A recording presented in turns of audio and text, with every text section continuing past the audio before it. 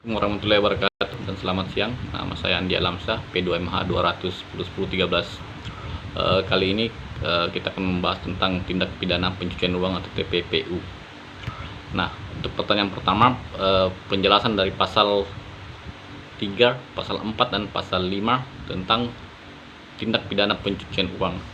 Nah, kita mengetahui bahwa dalam pasal 3 setiap orang menempatkan, mentransfer, mengalihkan, membelanjakan, membayarkan, menghibahkan, menitipkan, membawa ke luar negeri, mengubah bentuk, menukarkan dengan mata uang atau surat berharga atau perbuatan lain atas harta kekayaan yang diketahuinya atau patutnya dianggap sebagai hasil tindak pidana sebagaimana dimaksud dalam pasal 2 ayat 1 dengan tujuan menyembunyikan atau menyamarkan asal-usul harta kekayaan dipidana karena tindak pidana pencucian uang dengan pidana penjara paling lama 20 tahun dan denda paling banyak 10 miliar rupiah. Untuk pasal 4 sendiri, setiap orang menyembunyikan atau menunjukkan usul, sumber, lokasi, peruntukan hak-hak atau kepemilikan yang sebenarnya atas harta kekayaan yang diketahuinya atau patut diduga merupakan tindak pidana sebagaimana dimaksud dalam pasal 2 ayat 1 dipidana karena pidana pencucian uang dengan pidana penjara paling lama 20 tahun dan denda paling banyak 5 miliar rupiah.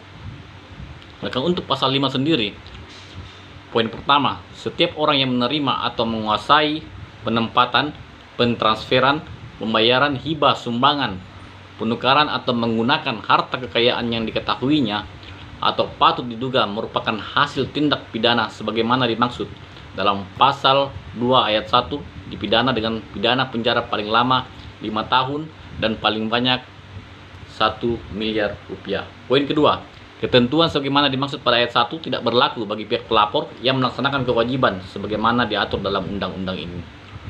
Nah, untuk pertanyaan kedua, apakah pidana pokok dalam tindak pidana pencucian uang mesti dibuktikan dulu sebelum diproses TPPU-nya? Nah, saya jawab tidak perlu dibuktikan terlebih dahulu tindak pidana asalnya. Kenapa? Karena kita ketahui bahwa di antara terobosan hukum berkaitan dengan aspek pembuktian, yakni dengan adanya ketentuan yang menyatakan bahwa untuk dapat dilakukan penyidikan, penuntutan, dan pemeriksaan di pengadilan terhadap TPPU tidak perlu dibuktikan terlebih dahulu tindak pidana asalnya, sebagaimana dalam pasal 69 Undang-Undang PPP-TPPU. Nah, di mana dalam pasal tersebut bunyinya adalah untuk dapat dilakukan penyidikan, penuntutan, dan pemeriksaan di sidang pengadilan terhadap tindak pidana pencucian tidak perlu dibuktikan terlebih dahulu tindak pidana asalnya.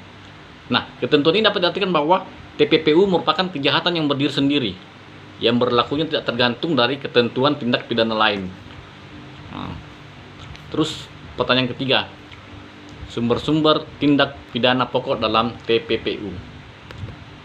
Nah, kita mengetahui bahwa sumber-sumber tindak pidana pokok dalam TPPU yang pertama itu pasal 1 angka 1 Undang-Undang Nomor 8 Tahun 2010 tentang pencegahan dan pemberantasan tindak pidana pencucian uang. Selanjutnya disingkat Undang-Undang TPPU menyatakan bahwa pencucian uang adalah segala perbuatan yang memenuhi unsur-unsur tindak pidana sesuai dengan ketentuan dalam undang-undang ini. Dalam pengertian ini, unsur-unsur yang dimaksud adalah unsur pelaku, unsur perbuatan melawan hukum tindak pidana. Sekian mungkin dari saya. Cukup. Assalamualaikum warahmatullahi wabarakatuh.